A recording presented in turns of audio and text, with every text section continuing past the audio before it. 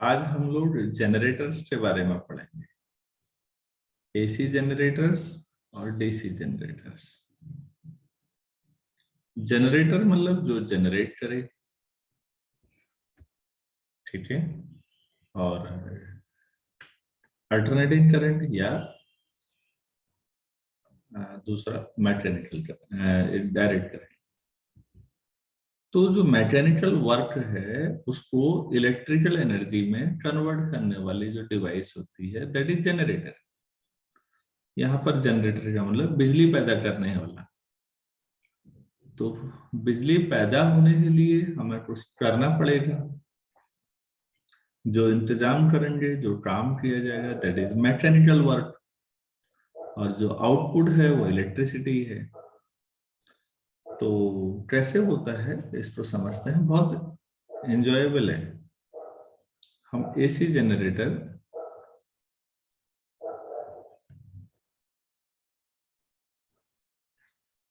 या AC dynamo दोनों कह सकते हो।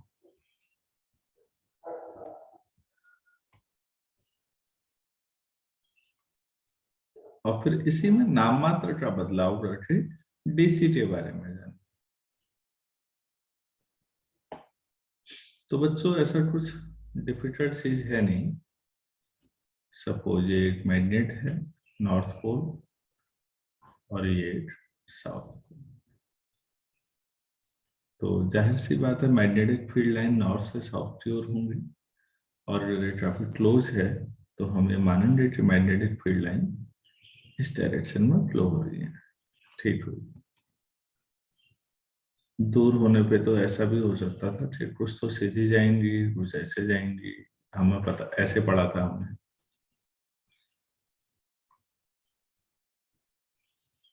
लेकिन हम बहुत ज्यादा औरों को नहीं ले रहे हैं, ठीक है। हम मान लेते हैं सीधा लटपट जो आसपास वाली है। तो ज्यादा बहुत सारी लाइनें खींचूंगा तो उलझ जाएगा डायग्राम। तो हमारे पास ये है। अब होता क्या है इसके बीच में, आपके पास अगर मैग्नेटिक आप एक कोई रॉड ले लें और इस रॉड को यहाँ पर लेके आए बीच में। ये मैग्नेटिक लाइन तो आपको दिख रही है, एक्चुअली ये विजिबल तो होती नहीं। ये तो आपको समझाने के लिए बनाई है मैंने। तो इस रॉड को अगर मैं ऊपर नीचे करूं तो इसमें भी एक इंड्यूस्ड करंट डेवलप होने शुरू होगी ना। मतलब इसके फ्लक्स में बदलाव आएगा, क्योंकि कभी इसमें फ्लक्स ज्यादा होगा कभी कम होगा। और फ्लक्स में जो बदलाव है वही लगभग 200 साल पहले माइकल फैराडे साहब ने कहा कि सारी इन सब चीजों का जो मूल कारण है फिजिक्स में यहाँ पर, वो फ्लक्स में चेंज है। फ्लक्स मतलब मैग्नेटिक फील्ड लाइन है। अगर कम संख्या में पास हो रही है फिर ज्यादा संख्या में पास हो रही है किसी कंडक्टर से, तो ये फ्लक्स में बदलाव है और इसका बड़ा जोरदार प्रभाव पड़ेगा। तो एक रॉड के बजाय हम थोड़ा इसको बेहतर बना लेते हैं। ऐसा कर लेते हैं, एक लूप जैसा बना लेते हैं ऐसा। और इसको हम ऐसे ले आते हैं। ये जो बीच में लूप बनाया बच्चों, ये घूम सकता है। मतलब थोड़ी देर में ये ऐसा हो जाएगा।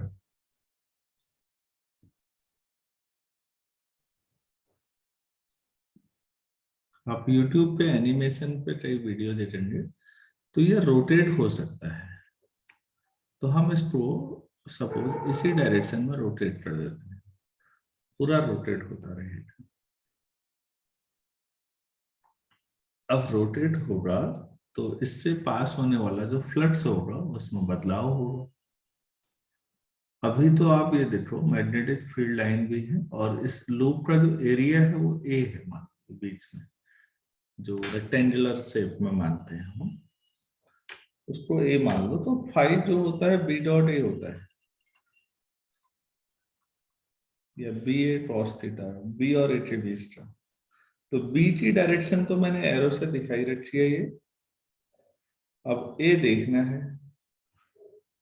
अभी ए कैसा होगा, यहाँ पर इस सिचुएशन में ए कहाँ को एरिया वेक्टर नॉर्मलिटी डायरेक्शन में, तो ठीक ऊपर को या ठीक नीचे को, तो बी डॉट ए कितना हो जाएगा अभी? बी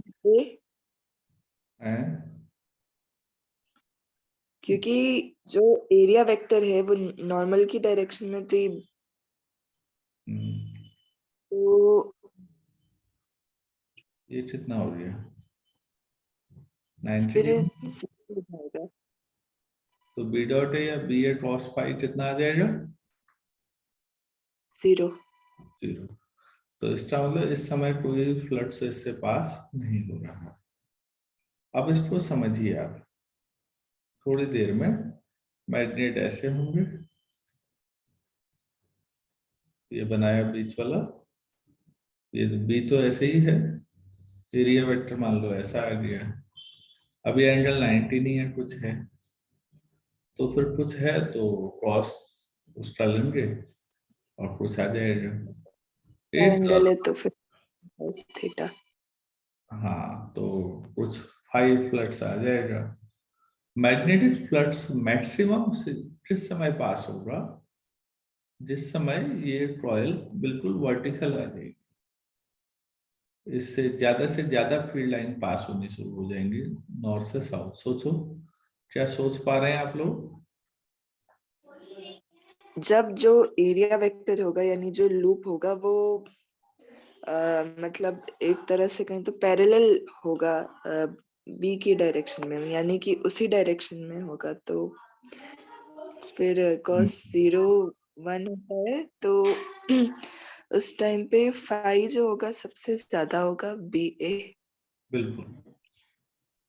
तो और अगर साउथ से नॉर्थ की डायरेक्शन में करेंगे तो वो बिल्कुल अपोजिट डायरेक्शन में हो जाएगा, बी और एक मतलब 180 डिग्री पे। फिर अगर और आगे को घुमाओगे, फिर बी और ए के बीच का एंगल बदलना शुरू हो जाएगा, हाँ और धीरे धीरे ये,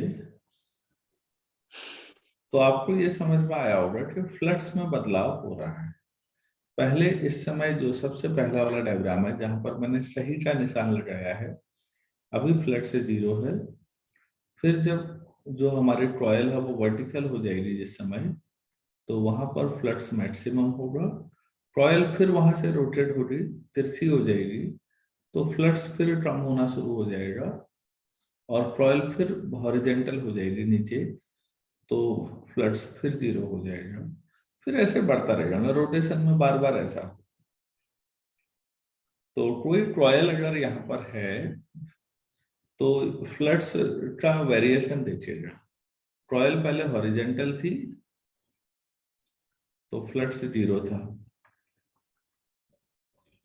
कॉइल वर्टिकल हो गई, मैं ऐसे लिख दे रहा हूँ है, तो फ्लक्स मैक्सिमम हो गया। कॉइल फिर दोबारा पलट गई, हॉरिजेंटल हो गई, तो फ्लक्स फिर 0 हो जाएगा। आप एक बार घुमा के सोचो कि वर्टिकल, फिर हॉरिजेंटल, फिर वर्टिकल, फिर 5 मैक्सिमम होगा, और फिर वर्टिकल ने हॉरिजेंटल, और फिर 5 0 होगा। अब जाके ये 8 चक्कर पूरा हुआ होगा। सोचो, आप एक कॉइल को ऐसा लो ना बच्चों, ये कॉइल है कोई आपका, उसको हॉरिजेंटल सिचुएशन में रखो तो फ्लक्स 0, वर्टिकल रखो मैक्सिमम, वर्टिकल से आगे भी घुमाते रहो, फिर हॉरिजेंटल आएगा तो 0, फिर घुमाते रहो, फिर वर्टिकल आएगा मैक्सिमम, और फिर हॉरिजेंटल करो, तब ओरिजिनल सिचुएशन में आएगा या नहीं? हाँ। तो इनमें से चलो ये वाला जो है ये अगली बार के लिए इनिशियल हो गया, तो इतना तो सोच ही लो। इसमें बताओ अब, 8 साइकिल में कितनी बार मैक्सिमम और कितनी बार मिनिमम हो रहा है फ्लक्स? 2 बार मैक्सिमम और 3 बार 0। हाँ, तो वो 0 वाला मैंने अगले के लिए छोड़ दिया फिर। अच्छा। हाँ, तो 2 बार मैक्सिमम, 2 बार जीरो। मिनिमम। तो जिसको तुम जानते हो बेटा कि अल्टरनेटिंग करंट में, अल्टरनेटिंग करंट यही है, लगातार इसमें 0 से मैक्सिमम तक हो रहा है, फिर अपोजिट डायरेक्शन 0, फिर मैक्सिमम चलेगा। तो जब अल्टरनेटिंग करंट को आप ऐसे दिखाते थे तो आप सोचो ना कि यहाँ पर 0, फिर ये मैक्सिमम, फिर 0, फिर ये मैक्सिमम अपोजिट डायरेक्शन में। 8 साइकिल यहीं से मानो, क्योंकि फिर अगला 0 अगले साइकिल की शुरुआत मान लोगे ना। जैसे पिछला 0 तुमने पिछली साइकिल की शुरुआत माना। हो गया, एसी जनरेटर पूरा हो गया भाई। इतना ही मेन समझाना होता है कि यार लूप घूमेगा, उससे फ्लड्स पहले बिल्कुल पास नहीं हो रहा होगा, फिर बढ़ता जाएगा मैक्सिमम, फिर कम होना शुरू हो जाएगा, फिर एक बार वो पलट जाएगी, कॉइल 0 पे आ जाएगी, फिर दोबारा घुमाओ, बस बच्चों जैसा है। ये एसी करंट का, जनरेटर का कंसेप्चुअल क्लैरिटी। आपको इंजीनियर नहीं बनना चाहिए एक्चुअल में मशीनें कैसे लगी होंगी, आपको कंसेप्चुअल क्लैरिटी चाहिए। क्या मैं दे पाया? हाँ। तो हो गया, फिर इसमें और क्या समझाना है? बाकी तो किताब से पढ़ लो, अब उसमें कुछ है नहीं करने के लिए, वो ताम झाम बाकी पढ़ने की जरूरत नहीं है। अगर आपने इतना समझा दिया तो हो गया। 12वीं क्लास के बच्चे से हम यही एक्सपेक्ट करते हैं। इसमें जो करंट आ रही है वो अभी एसी है,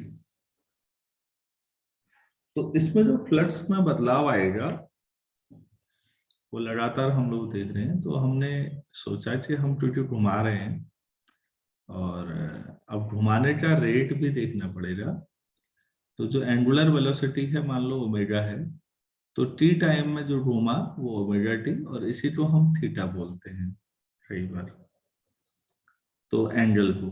तो जो फ्लक्स के लिए आप लोग पढ़ते हैं वो पढ़ते हैं बी ए क्रॉस थीटा। अब थीटा बी ए BA cross cos omega T, ये 5 हो जाएगा। थोड़ी सी कैलकुलस लगा लेते हैं बच्चों। आप मुझे बताएंगे d5/dt कितना होगा? बी ए क्रॉस का माइनस साइन ओमेगा टी, और टी के रिस्पेक्ट में हो रहा तो ओमेगा और आ जाएगा, यही हो जाएगा d5/dt। तो ईएमएफ क्या होता है? Minus N, n d5/dt। अगर ऐसे नहीं लिखना है तो ऐसा लिख लो ई, या कैपिटल ई लिख लो, कोई बहुत बड़ी बात नहीं है, जो भी लिखना है। तो बच्चों ये प्लस हो जाएगा एन ओमेगा बी ए साइन ओमेगा टी। अब ये बताओ ये मैक्सिमम कब होगा? जब साइन की वैल्यू 1 होगी। हाँ, यानी कि ओमेगा टी π/2 होगा जब। हाँ, तो उसकी वैल्यू कितनी हो जाएगी? अगर 1 हो जाएगा, साइन की तो वैल्यू ये 1, एन ओमेगा n बी ए, इसको ई नॉट बोल दें। हाँ, क्योंकि मैक्सिमम पे वैल्यू है तो ईएमएफ की। तो फिर इसी क्वेश्चन को कैसे लिख सकते हैं दोबारा? Equal to E naught sine omega T. यही अल्टरनेटिंग करंट में आप हर जगह लेते आ रहे हैं। ये कैसे आया ये भी समझा दिया। जो आपका ईएमएफ होता है equal to E naught sine omega T, वो आया कैसे, तो वो बताने की कोशिश की। क्योंकि जो बच्चों ये जनरेटर का घुमाने का काम होता है एक्चुअली, आपने मालूम होगा बड़े अब micro hydel, mega hydel project है, एनटीपीसी है, डैम में टरबाइन घूमती है बड़ी, घूमने का जो रेट है, रेट वो डिपेंड करता है कि इस तेजी से पानी गिर रहा है उसके ऊपर, वो तो उस पर डिपेंड करेगा। जितने तेजी से पानी गिराओगे, तो ओमेगा का फर्क पड़ता है। तो इसीलिए थीटा को ओमेगा इंटू टी से दिखा सकते हैं आप। तो वो लिख लिया और ये हो गया। मेरे ख्याल से कुछ है नहीं ऐसा करने के लिए।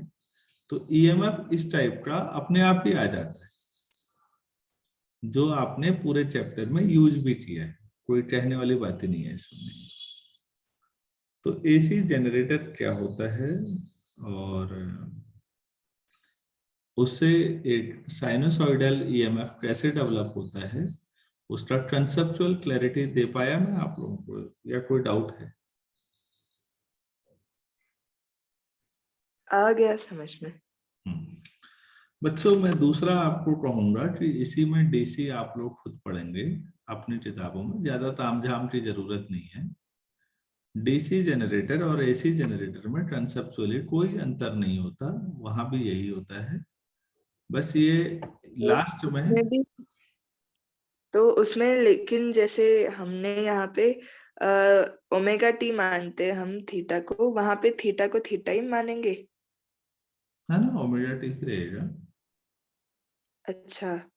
हाँ, यहाँ पर क्या होता है कि आपकी जो कॉइल है, ये वाला हिस्सा है ना जो बाहर को आ रहा है, इसमें थोड़ा सा बदलाव करते हैं हम। इस तरह से बदलाव करते हैं कि बाकी सब सेम है, लेकिन जो करंट की डायरेक्शन है वो एक ही रहेगी। अब डायरेक्शन एक रहेगी तो उसको हम ग्राफिकली ऐसे दिखाते हैं कि वो करंट ऐसी वाली आती है, आधा लूप आएगी, उसमें ऐसा जुगाड़ करते हैं कि वो डायरेक्शन ना बदले, तो फिर ऐसी आएगी, फिर ऐसी आएगी। इसको हम यहाँ डीसी कहते हैं। ये अभी बहुत अच्छी हालत की डीसी नहीं है, क्योंकि इसमें डायरेक्शन तो जरूर सेम है, लेकिन इसमें मैग्नीट्यूड में फ्लक्चुएशन बहुत हो रहे हैं। तो ये डीसी डायनेमो का काम। तो डीसी डायनेमो में मैं फिर कह रहा हूं, आपको ध्यान से समझिए, जो आपका बीच में लूप है उससे ये जो एंड वायर आ रहे हैं, यहाँ पर कुछ ऐसी व्यवस्था करनी है, उसमें ज्यादा फोकस मत करिए, बाकी सब सेम है। ये ऐसे ही घूमेगा, इसका कोई अंतर नहीं आएगा। लेकिन यहाँ पर मैं जो रोल बना रहा हूँ नीचे, यहाँ पर ऐसी व्यवस्था करेंगे कि ये जो करंट इसमें आएगी, ये करंट एक ही डायरेक्शन में फ्लो हो, वो उसमें ज्यादा फोकस मत करिए, मैं ये कह रहा हूँ। कोई अंतर नहीं है, बाकी एक ही डायरेक्शन में होने की वजह से फ्लक्चुएशन तो लगातार आएंगे, लेकिन ऐसा हो जाएगा। मैं आपको एक अच्छा सा कोई यूट्यूब का वीडियो भेज दूंगा, एक बार उसको ध्यान से देख लेना। एनिमेशन वाले जो होते हैं, मैं एनिमेशन नहीं कर सकता यहाँ पर, आपको समझ में आ जाएगा। तो मेरे ख्याल से ये भी क्लियर हो गया होगा। हाँ। अच्छा, फिर इसमें कई लोगों ने क्या किया कि एक परपेंडिकुलर में एक और कॉइल लगाई। परपेंडिकुलर लगाने की वजह से बच्चों, वो जो दूसरी कॉइल होगी, परपेंडिकुलर का ये हो जाता है कि वो कॉइल का जो करंट है वो 90 डिग्री में आगे पीछे चलती है, तो वो ऐसे चलने लगती है, तो उससे करंट ऐसे मिलने लगती है। तो दोनों का जो रिजल्टेंट देखेंगे, तो अब रिजल्टेंट ऐसा आएगा, देखो ये ये फिर ये। तो अब देखो जरा झटके कम लगेंगे नहीं, करंट की डायरेक्शन थोड़ा वो हो गई, मतलब पहले बहुत ज्यादा ऊपर नीचे था फ्लक्चुएशन, अब फ्लक्चुएशन कम हो रहा है या नहीं? हाँ। हाँ, मतलब तुम लोग अभी बहुत कम पड़े हुए हो, तो अभी इतना ही मालूम है। धीरे धीरे हम इसको लगभग स्ट्रेट लाइन जो डीसी करंट होती है वैसा बना देते हैं, उसमें कई फिल्टर विल्टर लगा के करते हैं। तुम्हें इतना नहीं आया, लेकिन इतना समझ में आ जाए, अच्छा ये भी ठीक है, इससे तो ठीक ही है, इतने झटकों से तो हम हाँ। हाँ डीसी को थोड़ा और स्मूथ बनाते हैं, ताकि करंट का मैग्नीट्यूड भी लगभग कांस्टेंट, डायरेक्शन तो हो गई लेकिन मैग्नीट्यूड भी कांस्टेंट हो। उसके लिए कैपेसिटर इंडक्शन कॉइल की मदद से फिल्टर लगाते हैं, और एक परपेंडिकुलर कॉइल दूसरी कोई और इंतजाम करते हैं, दो ऐसे व्यवस्था करते हैं कि ठीक ये करंट ऐसा। तो ये सब बात का काम है, ये फैब्रिकेशन कहते हैं इसको, सजाना। इस पे मत जाइए, हमें तो एसी और डीसी कंसेप्ट थे, दोनों का जनरेटर का प्रोसीजर एक ही है। क्लियर हो पाया? हाँ हो गया। चलो ठीक है, फिर अभी इसमें इतना ही करते हैं, और ये चैप्टर मेरी ओर से अब पूरा हो गया है। अब इससे कुछ क्वेश्चंस करने हैं, आप लोग ट्राई करें, अगर नहीं आते हैं तो पूछें, अगर आपको आते हैं तो फिर ठीक है। कल से मैं नया चैप्टर शुरू करूंगा, मॉडर्न फिजिक्स, पहले वो पढ़ेंगे सुबह 4:30 पे, ठीक है।